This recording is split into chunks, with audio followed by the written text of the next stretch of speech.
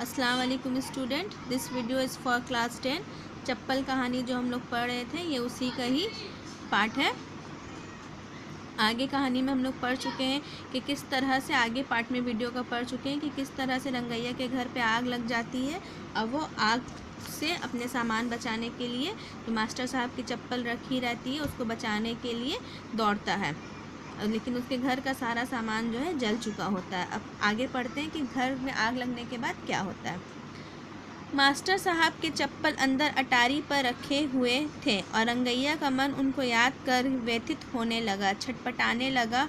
उसकी बगल में एक युवक खड़ा था। मास्टर साहब का चप्पल जो अंदर ही था उसके अटारी पर रखा हुआ था और वो उसे याद करके बहुत दुखी हो रहा था, छटपटा रहा था। उसको लग रहा था कि वो फ़ौरन अंदर जाए और जाकर वहाँ से चप्पल लेके आए। और उसके बगल में खड़ा एक युवक था, एक नौजवान खड़ा था।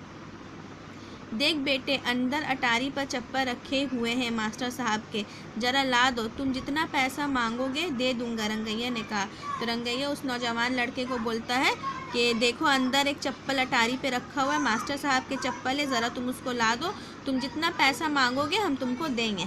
दादा, तुम पागल तो नहीं हो गए? वहाँ इतनी आग धधक रही है और तुम कहते हो अंदर जाकर सामान ला दूँ? नहीं नहीं, अब कुछ नहीं हो सकता, युवक ने कहा। तो युवक कहता है, जो नवयुवक जो खड़ा था वो कहता है, दादा तुम पागल तो कहीं नहीं हो गए हो? अंदर कितनी आग जल रही है और तुम कहते हो कि अंदर जाके सामान ला दूँ? नहीं नहीं, अब कुछ नहीं हो सकता। रंगैया से नहीं रहा गया। उससे उस जलती हुई झोपड़ी में अगर कोई बहुमूल्य वस्तु है तो वो है मास्टर साहब के चप्पल। तो रंगैया से नहीं रहा जा रहा था। अगर उसकी झोपड़ी में कुछ बहुत कीमती सामान है तो वो थे मास्टर साहब के चप्पल। उनके जलने के बजाय उनका स्वयं जलकर राख होना बेहतर था। वो ये सोच रहा था कि उनके चप्पल जल जाए, उससे अच्छा ये है कि वही जलकर राख हो जाए। रंगैया खुद सोच रहा था कि वो खुद जल जाए, पर उनके चप्पल जो है, मास्टर साहब के चप्पल जो है वो बच जाए।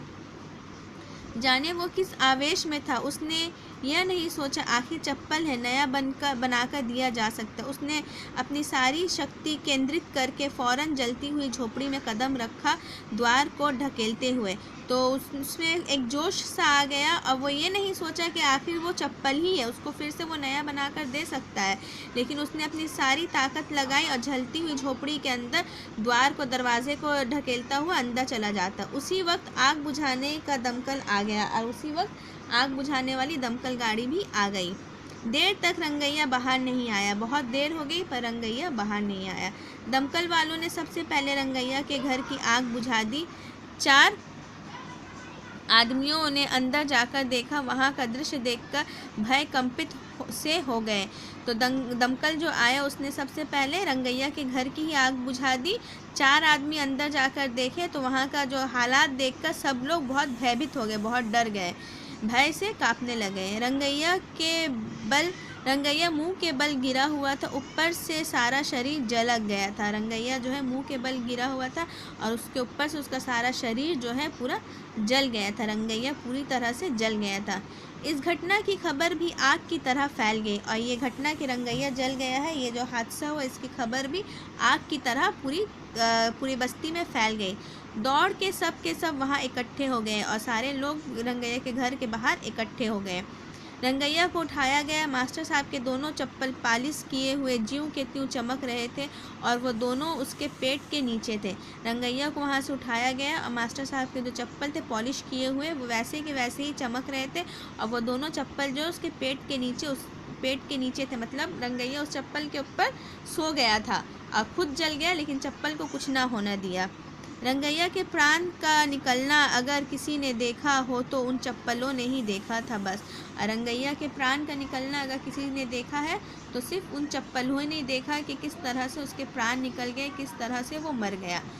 तो इस कहानी में एक हम लोग को 2 चीज़ सीखने को मिलता है। पहला, बाप बेटे का प्यार और दूसरा, मास्टर और बच्चे का प्रेम। मास्टर किस तरह से प्रेरित था मास्टर का कैरेक्टर यहाँ पे इम्पोर्टेंट है, दूसरा रंगैया का कैरेक्टर इम्पोर्टेंट है।